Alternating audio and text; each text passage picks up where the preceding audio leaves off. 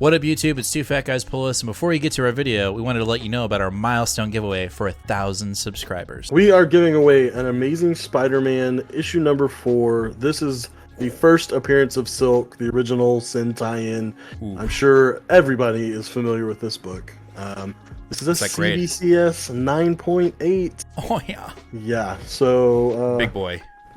This book is much hotter than it was when we first bought it for the show. Yep, that's true. You insist on still giving it away, and I'm very happy to do it. You can tell that he is not. But anyway, we are giving this away when we hit 1,000 subscribers. Kick-ass, key issue, first appearance of Silk, is someone's going to win this book. So go ahead, hit that subscribe button, and let's get to the video, shall we? A knock knock. Who's there? Hatch. Hatch who? God bless you. Oh. Because you were sick. See, because you were sick last week. Oh, yes, because I was sick. Yeah, I wasn't sneezing. I was dying. I was wow, that was melting into a corpse in my bed. Way to take it there. It was not pleasant. All right, well, I went a long time without getting it. That was my first time. Yeah, dude, you you beat me. I mean, I got it in, when did I get it? In September? Sounds about right. Sounds all right. Anyway, glad you're back. Let's start the show. Let's do it. What up, YouTube? It's Two Fat Guys Pull Us, and we are officially back together again for the week of January 11th, 2023. Yes, the band is back together. We're in full force. The Two Fat Guys are here for another new comic book day, and it's a doozy. Yeah, good thing we have a fat pull list this week because I lost 26 pounds. Jesus.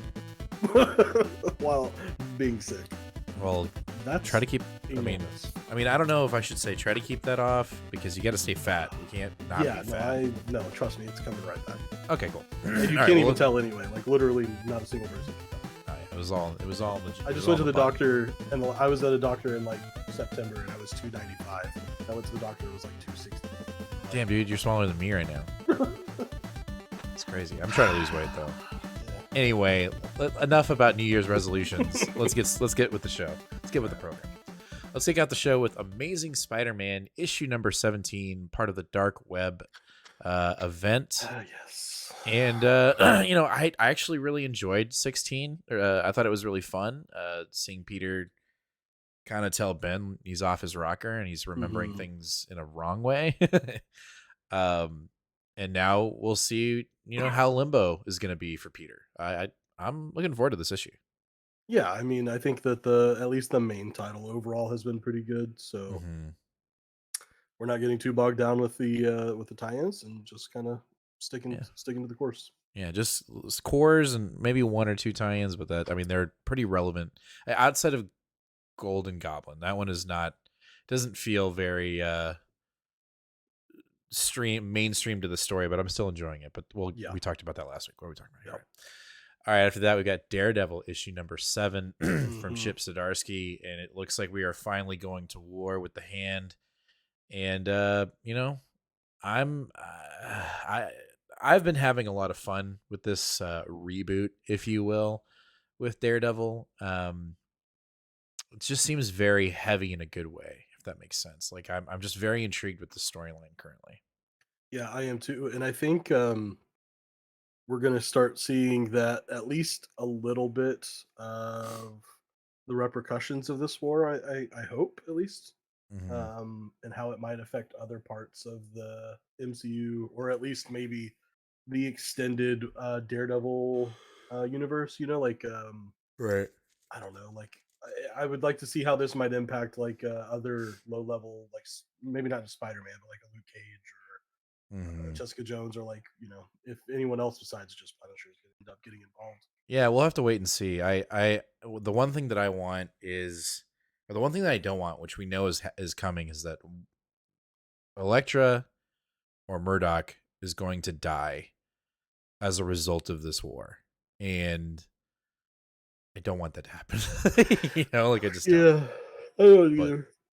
But also, if you're a cover collector, you've got a really classic Frank Cho homage variant, and then the 1 in 25 Momoko is like Oh God. super Junji Ito inspired uh I, like art style. It's really cool.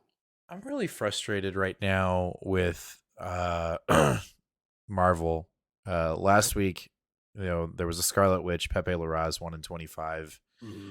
and I wanted it so bad. Yep. These incentives got to go. They just They got to go. know. They do it on. I mean, they know. Oh yeah, They they know know. what you want. They know. Anyway, let's move on. After that, we have Monica Rambeau Photon issue number 2, Hmm. and you told me I need to pick this up because She Hulk's on the cover. But is she actually in the book? Well, She Hulk was in the book, so I imagine that she will be in the book again. It does seem like it's going to be an interesting sort of cast. I almost wonder if this is um, it's not what it seems type of situation, but at least in the Gotcha. first issue, She Hulk, let's just straight up, Jennifer's in there. They're just Yeah. talking as friends, just like having Right. a chat. Okay. The honestly though, like as a huge Monica Rambeau fan, the first issue didn't like really grab me. Mm-hmm. So I'm picking this one up, and I'm actually picking up the Momoko homage variant, just because it's an homage to the Amazing Spider-Man Annual 14, her first appearance. It is Mm-hmm. really cool looking. But honestly, if this issue doesn't do it, then we'll have to move on from this one. Might have to move on. Oh, all right. Well, it happens, guys. It It does happens. happen. It does. After that, we have Moon Knight issue number 19 from McKay. The last issue was just so good, and we saw another side of Moon Knight that reminds us of what he really is and what he's Hmm. really capable of. And then we got a tease to Zodiac coming back, and so it looks like we're diving back into that in this issue. We've said it once before, we'll say it again. This has been the this has been the consistent book for Marvel for us. That has just been there hasn't really been a miss in this McKay run of Moon Knight, and uh, Hmm. you know, outside of when we do these new comic book day videos, right? And we're setting it up, and for some reason, every time I put Moon Knight, I'm like, oh yeah, I'm still reading that, and I shouldn't have that.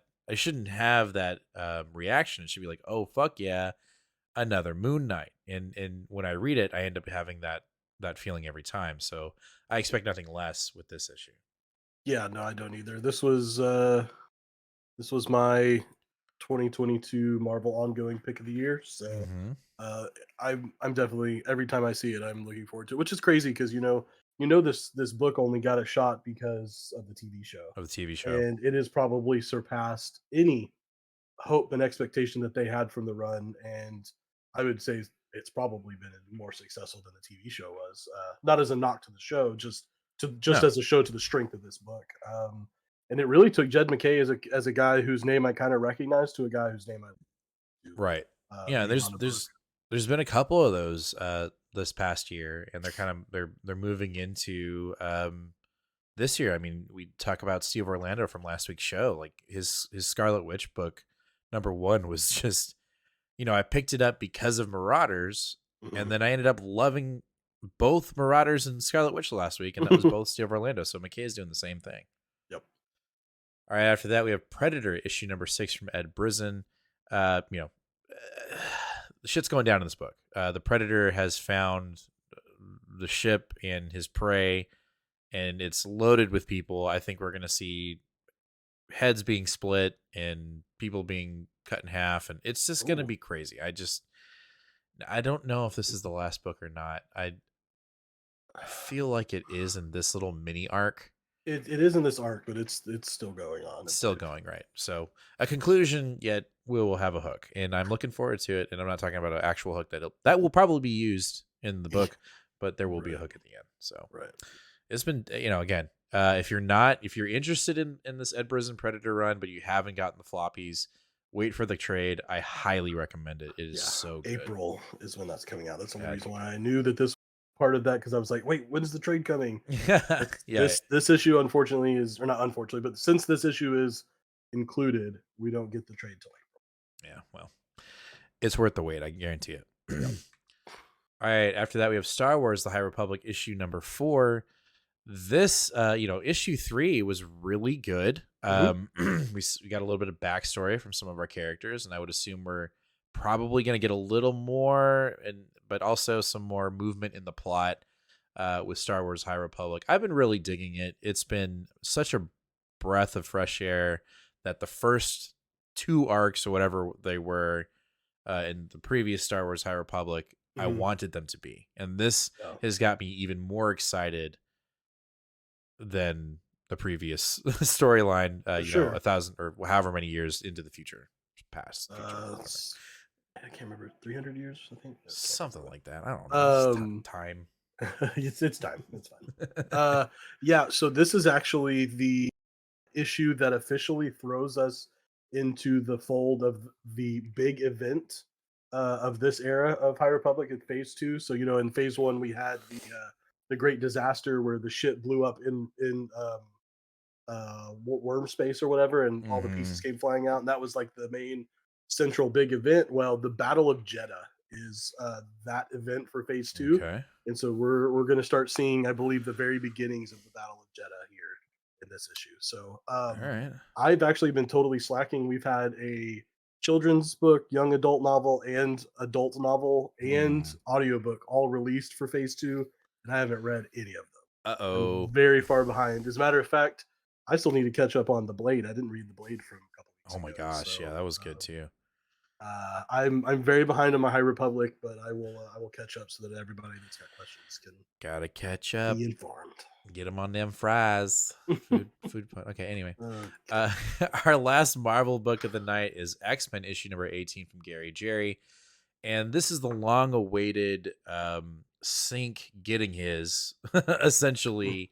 In the previous issue, it was essentially it was revealed that X-23 had never died in the vault. She was being kept alive, and she has all of her memories. And now Sync and X-23 are back together. And I think we've been waiting for this forever. And I will continue to say it. It's clear that that the X office is either wrapping up previous storylines from other writers in anticipation for the fall of X, and things will go downward, spiral downward, or they're wrapping up time storylines from previous, the first year of the X office to make way for new ones going forward after the fall of X. Who knows? Yeah. But I am looking forward to this issue because I was really intrigued with Sync and X-23's relationship coming into and out of the vault, and it was one of those hanging storylines that never really got paid off, and now we're getting it. So Yeah. kudos to Gary Jerry. One thing I want to highlight too is for a few weeks now, we have been doing the Miguel Mercado variants, like the character variants, Mm-hmm. or during the X-Men book. I actually was not going to pick up this issue, just because I've been off. I think this is probably the fourth or fifth issue since I've been off the book. Yeah. I am actually going to be picking up the Miguel Mercado for the Storm Ooh. cover. Ooh. Holy Yeah. shit! Yeah. That Storm cover. If you're a Storm fan at all, especially like the '90s cartoon era, Mm-hmm. it's an absolute must cover. Well, And I believe here's it's just a regular. It's not a ratio or anything. now. Are we sure this variant is coming to all comic book stores, or is this an exclusive to a specific shop? It doesn't say exclusive, so I'm going to assume that it's just coming to Let's the hope shops. so, because I kind of want it.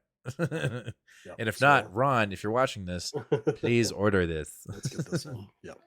Hey, I'm interrupting the video. Do you know why? Because I have something very, very important to tell you. I know you know about our sub giveaway goal of 1,000 subscribers when we give away this. I know you know about this one because we talk about it all the time. But let's talk about when we hit 850 subscribers and what we're giving away then. When we finally hit 850 subscribers, we're giving away this. A CBCS rated 9.8 retail incentive Green Lantern #1 with Jon Stewart on the cover. That's right, at 850 subscribers, we're giving this bad boy away. So make sure to smash that subscribe button, ring that bell, and give us a like, and let's get back to the video. All right, let's jump over to DC with DC Universe Lazarus Planet Alpha, one shot from DC Comics. I'm picking this up because I I guess FOMO, right? I guess I just the fear of being left out, and I don't know. I want it to be good, right? But Dark Crisis on Infinite Earths left such a bad taste in my mouth in the sense of like nothing burger, like nothing really happened. It felt like, even Yeah, though a lot of things really did, but I just don't. It didn't feel like there was a lot of consequence. It just felt like a lot of nothing. So I'm right. hoping that Lazarus Planet will have a little bit more meaningfulness to it.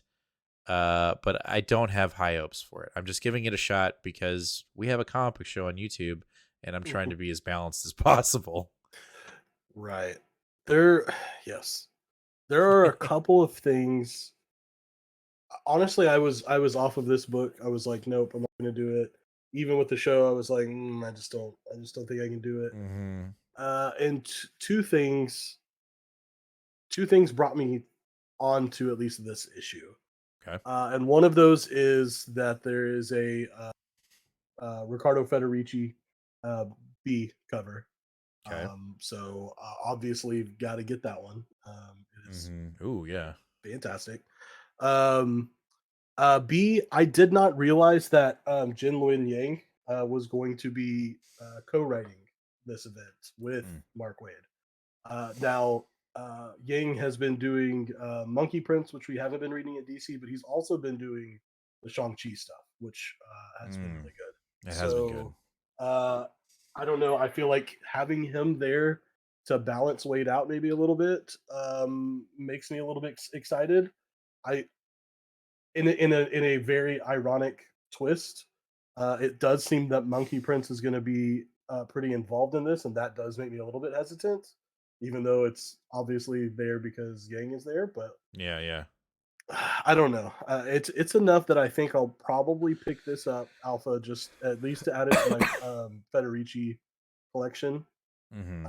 and then if it doesn't click, then we'll just abandon the rest of Yeah, and the. I feel like it's not going to because, and we'll get more into it in the live show, but from the previous live, it just feels like DC is still trying to figure out who they are.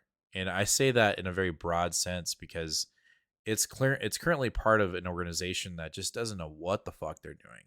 Right. And to me, the really good thing DC is good at, I'm so redundant, but the one thing they do well, in my opinion, in movies and in comics currently, is Elseworld and self-contained stories.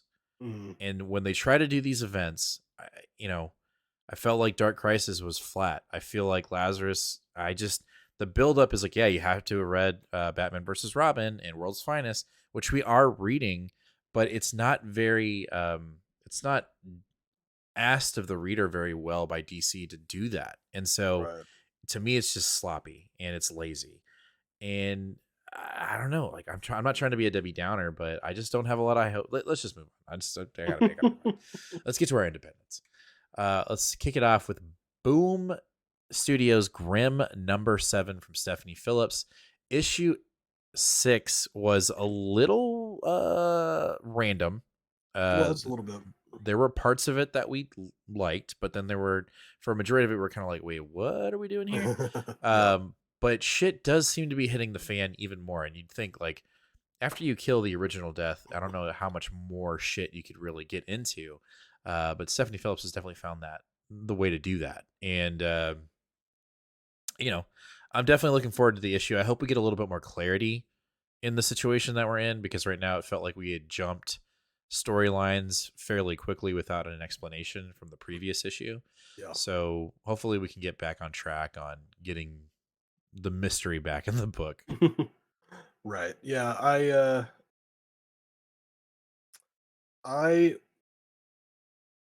I think that the first arc was so good that even though the last issue was a little bit more fresh in my mind, I'm just gonna remember that first arc going into this one. Right. Just wish into existence that exact energy and that's and there. that might be a good thing, or that might play, it may not work out well with that, because Well, if the hopefully it's not an issue, or it's not a second arc slump rather than an right, issue 2 slump. So let's right. see what happens. All right. Also from Boom, we have Know Your Boom Boom Boom. Boom. We have Know Your Station issue number 2. Issue 1, it didn't grab me initially, but then when you got to the end of the book, I was like, "Uh-oh, you got me." There's definitely a murder. Obviously, there's a murder mystery component heavily involved in this book. Yeah. To the point where I just didn't see it coming. We've got our main character looking like she's been blackmailed and she doesn't know how or why. But I think the biggest one is how, right? Because of how Hmm. everything is so automated and so turnkey in space that they're like, it would feel like there are no cracks to fall in. And even though she fell in one. Right. Exactly. Yeah. So this one's got it. To me, it kind of scratches two itches. It's a good murder mystery, which is not something that we get a lot of, and Mhm. it's a good sci-fi story. It really felt atmospheric. The art was really nice, and it Yeah, made like it felt like a developed world from the first issue. So I'm looking forward to the second for sure. All right. Also from Boom, we have Something is Killing the Children, issue number 28. Let's talk about cover of the week when it comes to one. standard cover A's. This is really good for me. I'm not even reading the book, and I'm like, this looks dope. Yeah, yeah. I mean, Deladera does a great job with all of these covers, but I feel like this one really stands out um, in a sea of good covers. There's not much I can say about this book that will get you more hyped. As a matter of fact, I would actually say that last issue, while really good, just kind of felt like it was the pieces of a bigger story instead of like, I mean, this is serialized comics. I realize that it's always going to kind of feel that way. But like, it Hmm. really just felt like the chopped bits of two other issues. So uh, we'll see if we get a little bit more um, not necessarily conclusions from this issue because this isn't the final issue of the arc or anything like that, but a little bit more roundness to it. But it's still great and read in the context and read one issue after this is one of the best ongoings in all of comics right now. Yeah, I need to. Yeah, I'm not reading Mhm. it. Ridiculous. Massive mistake. Yeah, I know. All right. Also from Boom, our last Boom book for Independence, and that is Specs, issue number 3. Love the cover, but will it deliver? Right? Yeah. We were sold a bill of goods that this was going to be a horror esque book, and right now it just feels. Not to say that the story isn't good. The story is really good, and the Hmm. commentary and the social commentary has been fantastic. But we're both, you know, we've got a silver coin itch that needs to be scratched, and we were Right. hoping this would be the book, and we still haven't seen what this cover is portraying, and hopefully we get that in this issue. I actually didn't put this on my pull list, so I'm gonna have to pick it up day of, Hmm. and I might go through it, and then if I don't see any oh shit moments, I might drop Yeah. it. This is since this is a just a 4 issue mini, I'll probably go ahead and just finish it out so I have it. Right.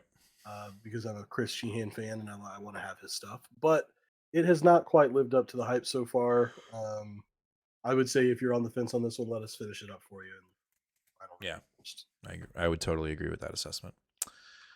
All right. After that, we jump over to Image with All Against All, issue number 2. Issue 1 was crazy, and I didn't know what to expect, but damn, did it deliver! And essentially, we have Earth being completely decimated, and we've got this alien race that is, picking the scraps off of Earth, and we come to find out that there is still a human, if not maybe more humans, we don't know, that we survived this extinction event, or humans have evolved into something new.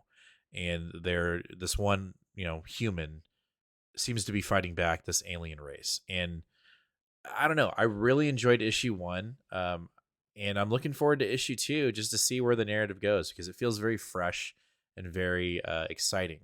Whereas, I think you can uh, I don't want to say storylines are redundant with this kind of sci-fi setup, but it feels really fresh, and I'm digging it. So looking forward to issue 2. You haven't read issue 1 yet, I right? You have didn't not. even know about I that. have not. So I would do trade. Let me do it, and then. But I think yeah, you're definitely gonna dig this. nice.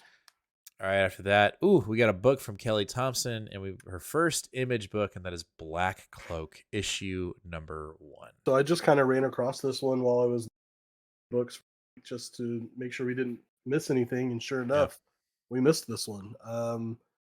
Kelly Thompson's been writing an absolutely amazing Captain Marvel over at for Marvel, and I think that deserves a look into maybe some of her own creator owned work. Plus, this is a triple length first issue for Woo. 4.99, 64 pages, but it's only Wow. 4.99. So Ooh. yeah, Blade Runner style mixes with saga-esque drama and a delectable sci-fi fantasy blend. As two Black Cloaks try to solve the murder of a beloved prince in the last city known to the world. Yeah, Sounds like fun. I'm in. I'm totally in. In. Um, I also am very intrigued. I have not seen Meredith McCLAREN or Becky Carey's work, but I am very interested in an all female creative cast, creative team making Yeah. a sci-fi fantasy book. So Love to see it. Love to see it. All right, our last book of the night is from Vault Comics, and that is Double Nightfall Feature, issue number 2. I remember you reading the first issue and having a very, very good review for it. yeah, the first issue was a lot of fun. It was a lot of fun. We've got two different stories here. You've got the cemeterians and what was the other one? Denizen. So Mm, cemeterians was where the bones kept showing up, that's right. uh, and was like a really really bizarre. And you had this basically like the world's smartest scientists and the world's like smartest theologian. Like I think she was Catholic, but like Mm, she was excommunicated because she believed in science things. I don't know. gotcha. Anyway, Yeah, yeah, it yeah. was a really intriguing story. And first, I thought it was on a cliff. I didn't realize there was a second issue, so I'm really excited to see how we wrap both of these stories up. And Nice. then the second story has the Chris Sheehan art, which is another reason that drove me to the book. So, Right. yeah. If you're into horror, then and you've missed the first one, go pick them both up. It's definitely worth it. I feel like there was a really cool Nightfall cover. No, I don't know. I remember there being one of those books that you were reading that actually had a really cool cover that I almost picked up, and I wasn't even going to read it. And I don't remember if it was Nightfall or not. It was probably the B cover of the first one because that's what I Yeah. got. Yeah. Yeah. Anyway, that's cool. Yeah. All right, well, that's going to do it for this week's new Comic Book Day video for the week of January 11th. Let us know down in the comments, what are you picking up today? What are you going to read first? And what's your potential pick of the week? We love to see it. And yeah, we definitely want to see you engage in the comments. It definitely helps us out. As always, make sure to smash that subscribe button, ring that bell, and give us a like, because we definitely need it. We're on the road to 850 subscribers, as you saw through the break part of our video, and we're giving away slabs, and we can't do it until we hit that sub goal of 850 subscribers. But yeah, make sure to join us live this Sunday, 8 o'clock Central Standard, 8 o'clock p.m. Central Standard Time. Man, I am just all over the place today. Where we'll talk about all these books live. Come hang out. Let's talk about comics. Crack a beer if you'd like. And ask us questions, engage in chat, and who knows? You never know, man. Sometimes we'll just feel like, fuck it, we're giving away something. You never know. So show up to our lives, might win something. Never know. Ooh. I've said it, I never know a lot. I'm gonna move on. As always, fam, be kind to one another and read more comics.